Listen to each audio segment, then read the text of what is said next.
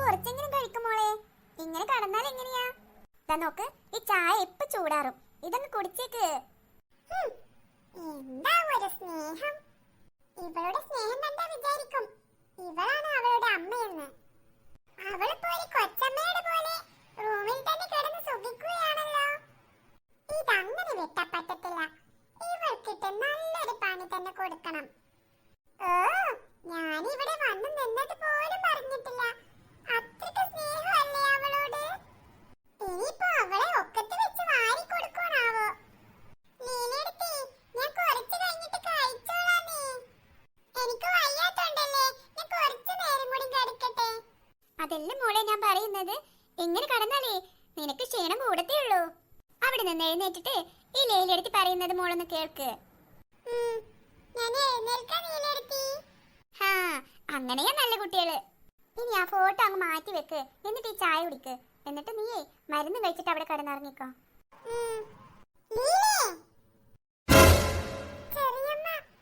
എന്താ കൊച്ചമ്മേ? അത് ഈ കൊച്ചിന് തീരെ സുഖമില്ല കൊച്ചമ്മേ. ഓഹോ, നിന്നെ അവളുടെ കാര്യങ്ങൾ മാത്രം നോക്കുവാനാണോ ഇവിടെ നിർത്തിയിരിക്കുന്നത്? അതെന്താ കൊച്ചമ്മേ ഇങ്ങനെ സംസാരിക്കുന്നത്? ആ കുട്ടിയും ഈ വീട്ടിലെ തന്നെയല്ലേ? ആര് പറഞ്ഞു അവൾ ഈ വീട്ടിലെയാണെന്ന്? സാർ അങ്ങനെയാ പറഞ്ഞത്. അവൾ ഈ വീട്ടിലെ കൊച്ചാ, അവളെ നല്ലപോലെ നോക്കണമെന്ന്. എന്നാലേ സാർ അതും പറയും, അതിനപ്പുറവും പറയും. നീ ഞാൻ പറയുന്നത് മാത്രം അനുസരിച്ചാൽ മതി. കേട്ടല്ലോ? ഉവ്വ്. അവള് വന്നേക്കുന്നു പരിചരിക്കാൻ. ആ പീറപ്പെണ്ണിനെ ഈ വീട്ടിൽ ഒരു സ്ഥാനവുമില്ല. ചുമ്മാ അവളുടെ പിന്നാലെ ചുറ്റിത്തിരിഞ്ഞ് നീ നിന്റെ ജോലി കളയാൻ നിൽക്കരുത്. ഉവ്വ്. എന്നാ പെട്ടെന്ന് വണ്ടി വിട്ടോ. പോ, അടുക്കളയിൽ പോയി എന്റെ മറ്റു രണ്ട് മക്കളില്ലേ, അവർക്ക് കഴിക്കാൻ എന്തെങ്കിലും ഉണ്ടാക്കി കൊടുക്ക്. മോളെ, ഇതിവിടെ വെക്കുന്നുണ്ട്. നീ എടുത്ത് കഴിച്ചോട്ടോ. ഞാൻ അടുക്കളയിലേക്ക് പോവാ. എന്തോ? എങ്ങനെ? അല്ല കൊച്ചമ്മേ, ഞാൻ മര്യാദക്ക് നിന്റെ കയ്യിലുള്ള പലഹാരം അടുക്കളയിലേക്ക് തന്നെ കൊണ്ടുപോ. കൊച്ചമ്മേ, അത് ഞാൻ ഈ കുട്ടിക്ക് കൊണ്ടുവന്നതാ. പറഞ്ഞ അനുസരിക്കില്ലേ? കൊണ്ടുപോകാനാ തന്നോട് പറഞ്ഞത്. അയ്യോ, ഞാൻ പോയേക്കാവേ. ഇനിയിപ്പോ അതിനാ കൊച്ചിനെ തിന്നണ്ട. ഹലോ, എന്താ ചെറിയമ്മേ? അച്ഛടാ, മോൾക്ക് തീരെ വയ്യായോ? എനിക്ക് തീരെ വയ്യ ചെറിയമ്മേ, അതുകൊണ്ടാ ഞാൻ ഇവിടെ കിടന്നത്. എന്നാലേ കൊച്ചു തമ്പുരാട്ടി എഴുന്നേറ്റിട്ടേ ആ പശുവിനൊക്കെ തിന്നാനിട്ട് കൊടുത്തേ. എനിക്ക് ഒട്ടും വയ്യാഞ്ഞിട്ട് ചെറിയമ്മേ ഞാനിവിടെ കിടക്കുന്നത്. ദേവനെ, നീ വെറുതെ എന്റെ സ്വഭാവം ഇളക്കരുത്. ആ മിണ്ടാപ്രാണികൾക്ക് പിന്നെ ആരാ പുല്ലൊക്കെ ഇട്ട് കൊടുക്കുന്നേ? അതൊക്കെ ലീലെടുത്ത് ചെയ്തോളാന്ന് പറഞ്ഞിട്ടുണ്ടല്ലോ. ഓഹോ, അധിക പ്രസംഗി.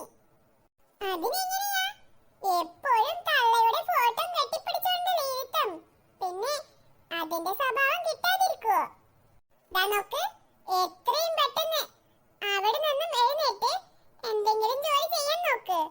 അല്ലെങ്കിൽ നിന്റെ അമ്മയുടെ ഈ ഫോട്ടോ ഒന്നും ഈ റൂമിൽ ഇനി കാണത്തില്ല. കള്ളക്കണ്ണീരൊന്നും ഒലിപ്പിച്ചോണ്ട് നീ ഇവിടെ ഇരുന്നിട്ട് ഒരു കാര്യവുമില്ല. അവള് വന്നേക്കുന്നു മുതലക്കണ്ണീരുമായിട്ട്. അമ്മ,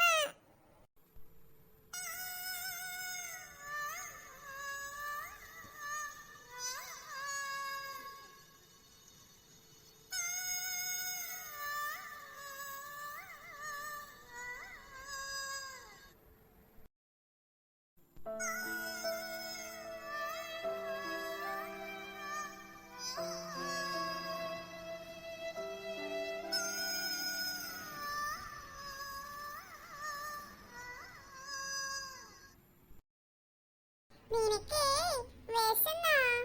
കുറച്ച് കഴിക്കട്ടോ. എനിക്ക് നല്ല ക്ഷീണമുണ്ട്. ക്ഷീണം ഉണ്ടായിട്ടെന്താ, എന്നൊരു ഭാഗത്ത് കിടക്കാൻ ചെറിയമ്മ സമ്മതിക്കണ്ടേ? നിനക്ക് എങ്ങനെയാ എന്റെ ക്ഷീണമൊക്കെ അറിയുന്നേ അല്ലേ? മറ്റു ചേച്ചി, കല്ലുവിന്റെ ശബ്ദമല്ലേ കേൾക്കുന്നത്?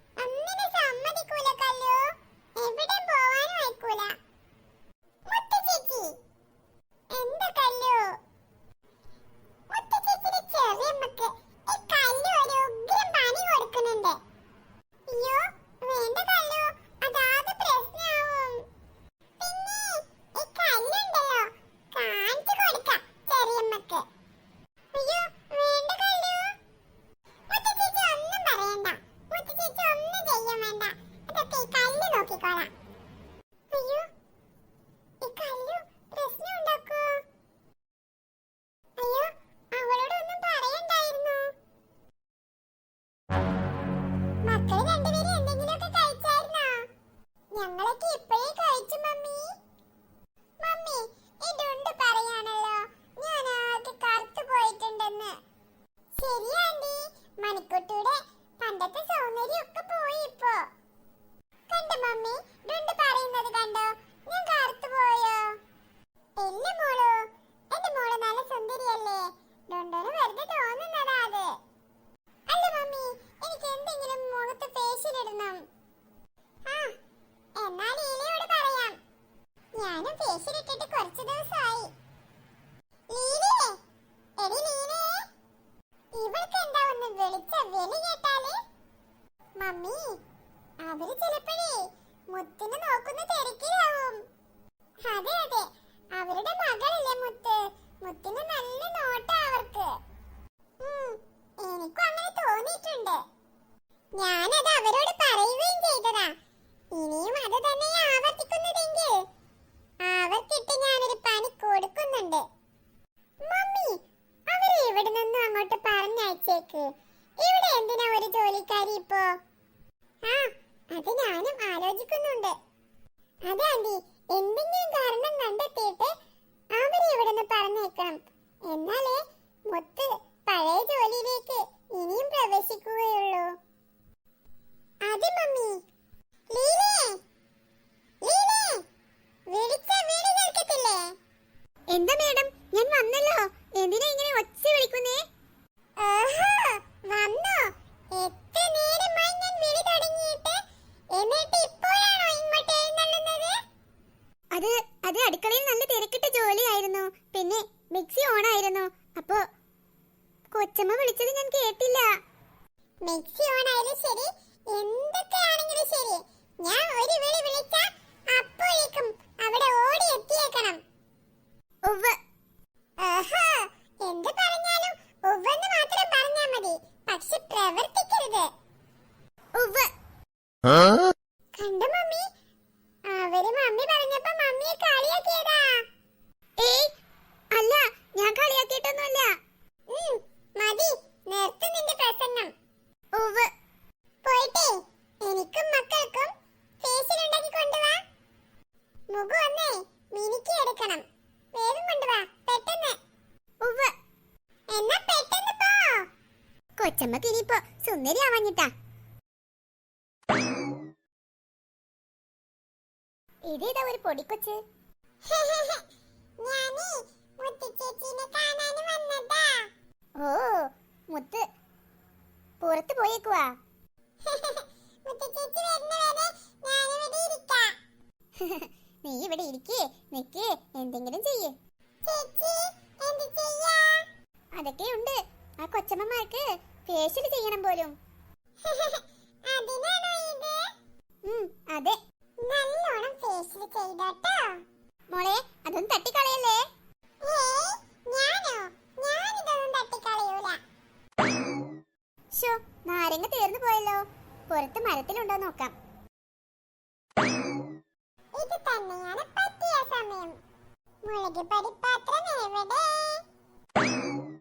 തൽക്കാലം ഇത് മതി. നന്നായിട്ട് ഇളക്കി കൊടുക്കാം. അല്ലെങ്കിൽ കണ്ടുപിടിച്ചാലോ? ഇന്ന് മൂന്നും കൂടി ഇതിൽ കൂടെ കിടന്ന് ഓടിക്കോളും. എന്നെ കണ്ടാ കിണ്ണം കെട്ടെന്ന് തോന്നൂ ഇല്ലല്ലോ? അയ്യോ കൊച്ചി, നീ എന്തിനാ അതിന്റെ മണ്ടേ കയറി നിൽക്കുന്നേ? ഞാനേ ഇവിടെ ഇരിക്കാൻ വേണ്ടി കേറിയതാ. അതിന്റെ മുകളിൽ നിന്ന് വീഴും കൊച്ചേ. ഞാനങ്ങനെയൊന്നും വീഴൂല. മുത്തശ്ശേച്ചി വന്ന് നോക്ക്. കല്ലു, നീ എന്താ ചെയ്തേക്കുന്നേ? അതൊക്കെ എന്റെ മുത്തശ്ശേച്ചി. എന്റെ ദൈവമേ, നമ്മൾ പെടുവോ? ഇല്ല മുത്തശ്ശേച്ചി. കൂട്ടുകാരെ, ഞാൻ നിങ്ങളുടെ സ്വന്തം